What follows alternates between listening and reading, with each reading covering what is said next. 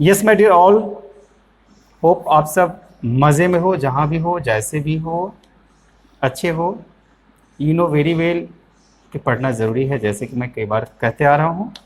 Today I am going to start class 11th English poem, first poem of photograph, very interesting poem, and the message is also very good. Okay, so through this message you can understand something, and you have seen, and I have also seen that sometime you are posting, you post also some memories on social media's status in different different way. आप लोग बहुत सारे status को डालते रहते हो, और आपके फ्रेंड्स, इवन आई ऑल्सो, मैं भी देखते रहता हूँ। आप भी शायद मुझे, मैं मेरी कभी भी ऐसा स्टेटस रहता होगा तो ज़रूर देखते होंगे। ओके, बट कुछ न कुछ सीखने को मिलता है। चलिए जानते हैं आखिर उस स्टेटस से, उस मेमोरी से क्या सीखने को मिलता है। Now poem is of photograph and poet name is Shirley Toulson. She composed very well. She was born on 20th May 1924 in England.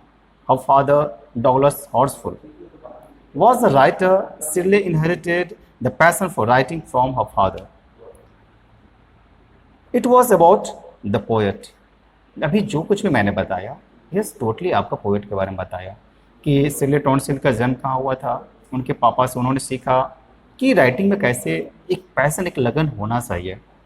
आप भी अपने पेरेंट्स से बहुत कुछ सीख लेते हो कि हमें किस चीज़ में ज़्यादा लगाव रखना चाहिए, किस चीज़ को बहुत अच्छा बनाना चाहिए, किस में आप अपने ही पेरेंट्स से सीख करके आप उसको और भी डेवलप करते हो, और न जाने आप वर्ल्ड में नेम एंड फेम सब आपके पास आ जाता है। So she took writing as a career.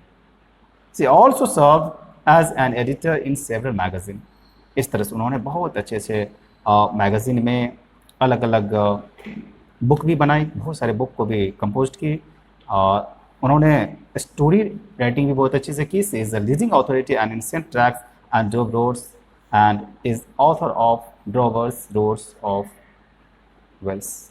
Okay, now my dear, you have to know about the poem, कि जो पोएम को आप सीखने जा रहे हो वो पोएम मुझे क्या बताता है, हम सबको क्या सिखाएगा, आखिर क्या बताने जा रहा है।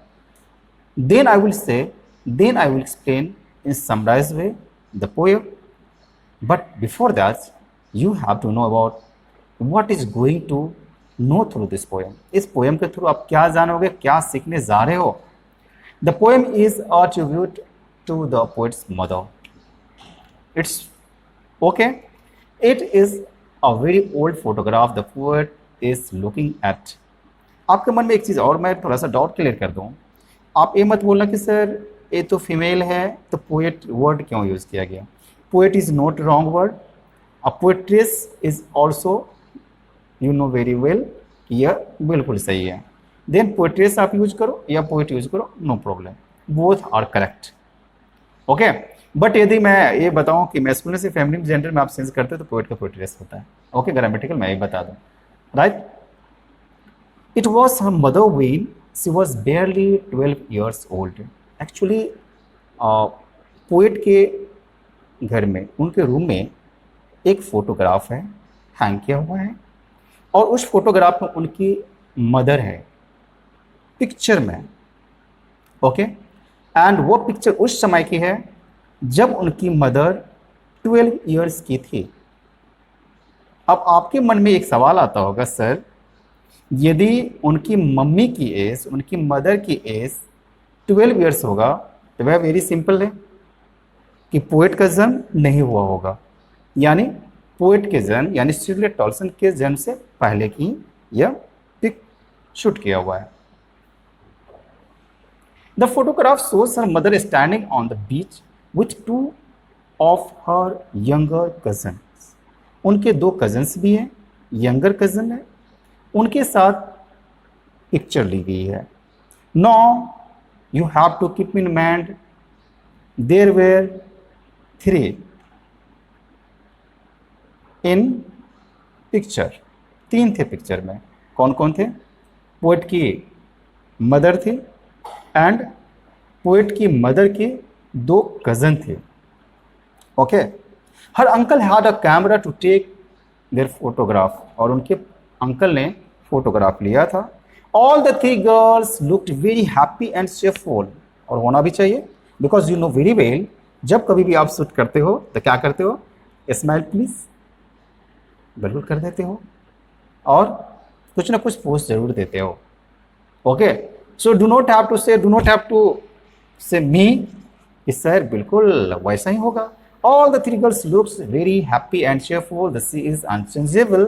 It has washed away the footprint on the sand. यानी पीछे का जो बैकग्राउंड था वहाँ पर जो लोग चल रहे थे वो भी से कहीं कुछ नहीं था, पूरे का पूरे नीट एंड क्लीन, पूरे साफ, पीछे का सीन बहुत ही अच्छा, कहीं पर कोई भी निशान नहीं। And the photograph and the memories have not changed while the time has changed. The poet's mother is no more.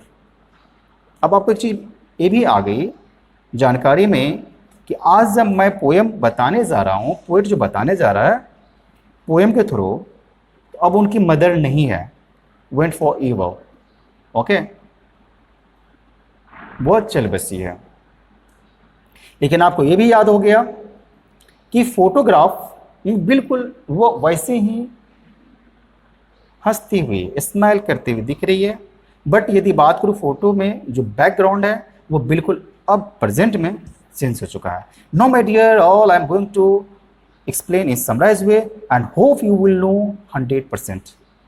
आप बिल्कुल पूरे समझ पाओगे, और इतना ही नहीं, आप यदि अपने फ्रेंड्स को, अपने कलीग को भी बताओगे तो भी वो पूरे समझ जाएंगे, यानी आप इतने समझ आओगे। Now listen carefully, the poet discusses a photograph in this poem. Okay, the photograph pasted on the cardboard shows 2 cousins named Betty and Dolly. You have to keep in mind there were 2 cousins of her mother, and name Betty and Dolly, Betty, Bollly. Okay, now they went paddling. You know very well paddling, आप लोग भी किए होंगे बहुत सारे। They went paddling in the sea, holding the poet's mother hands, and the eldest girl, the poet's mother, सबसे बड़ी girl जो थी वो कौन थी? 12 years एज में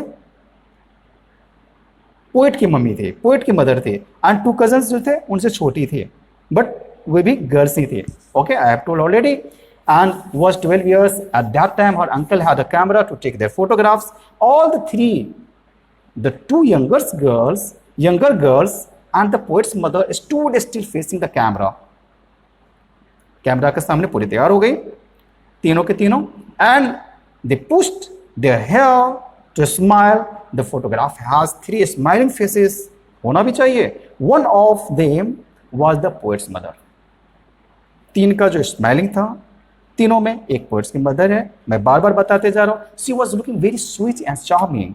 The photograph was taken before the poet's birth. I have told already कि ये जो है उनके जन्म से पहले, क्योंकि मैंने बताया कि उनकी मदर की एज जो है वो 12 ईयर्स है, तो उस समय सीधी सी बात है कि उनकी जन्म हुई नहीं होगी। The sea washed the imprints of their feet on the shore.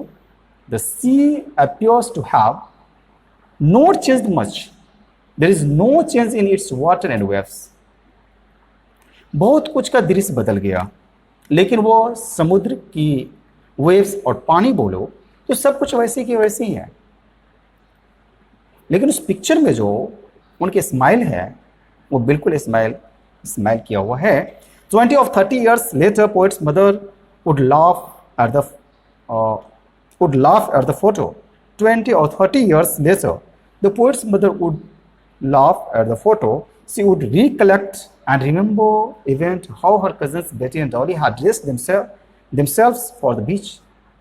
आप भी कभी कभी वैसे ही करते हो।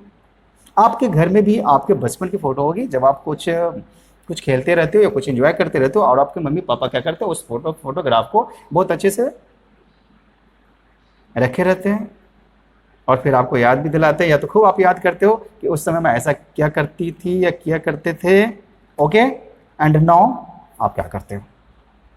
ओके, उनके साथ भी कुछ ऐसा ही हुआ और वे लोग भी ऐसा ही कर रहे हैं, कोई गलत तो कर नहीं कर, बिल्कुल वैसे ही कर रहे हैं जैसे आप भी करते हो। हर हैप्पीनेस एंड लव से please the poet's, both the poet and the poet's mother are sad, both the poet and poet's mother are sad because of the strong sense of loss. The mother lost the happy moments of her childhood which she used to enjoy at the beach. उनकी mother already उस बातों को लेकर के, वो एक समय था जिस समय का सीन ऐसा था जिस समय बहुत खुश थी, आज वो समय बदल चुका है। Okay, the poet could not enjoy her mother's sweet smile. इनकी मम्मी की जो प्यारी प्यारी जो स्माइल थी, she had also lost their fascinating moment of delight.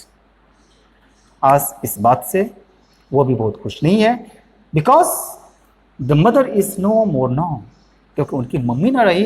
ये फोटोग्राफ जरूर है, मेमोरी जरूर है, यादें जरूर है, बट उनकी मम्मी अब नहीं रही। She did years ago and she has been dead nearly as many years as that girl is in the picture lived for 12 years.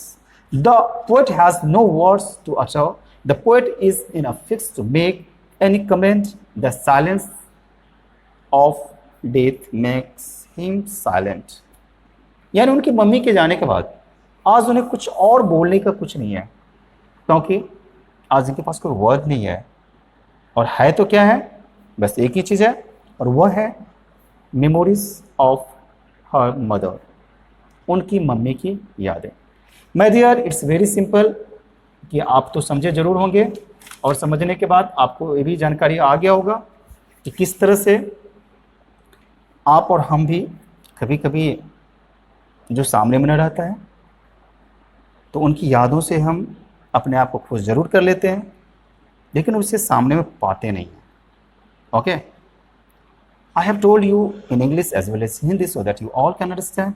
Hope आप सबको बिल्कुल समझ में आया होगा। And now I am telling you about the message of the poem. आखिर इस poem में मुझे क्या ऐसा मैसेज मिला, क्या सीखने को मिला। You know very well time and tide wait for none.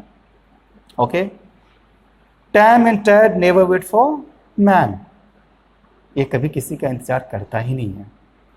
वक्त आता है और यूं ही चला जाता है।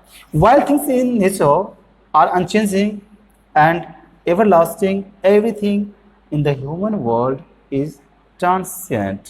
वो बिल्कुल कहीं ना कहीं आगे बढ़ते चला जाता है, वो धीरे धीरे कुछ दिनों में खत्म हो जाती है। Okay, the same thing which gives a lot of joy and happiness today may become a source of sorrow. The pain after some days, men may come and men may go. कुछ खुशियाँ लेकर आता है, कुछ दुखियाँ लेकर चला जाता है, कभी दुखी लेकर आता है, खुशी लेकर चला जाता है। ये वक्त का आना जाना हुआ रहता है, बना ही रहता है। But I go on forever. These lines from Tennyson's The Brook convey the same message. एक बुक में ये लाइन भी दिया गया है, बिल्कुल इस बातों को बताया गया है भी है। और जो बातें मैंने अभी बताया मैसेज ऑलरेडी लाइन जो है एक टेनिसन्स की द ब्रुक बुक में कन्वे किया गया, और सेम मैसेज यहाँ भी दिया गया है कि वक्त आता है और वह बिल्कुल चला भी जाता है, और समय के साथ साथ हम लोग क्या करते हैं, कुछ यादें कुछ बातें याद करते रहते हैं और अपनी खुशी को उसी तरह भुलाते रहते हैं और याद भी करते हैं। Thank you so much.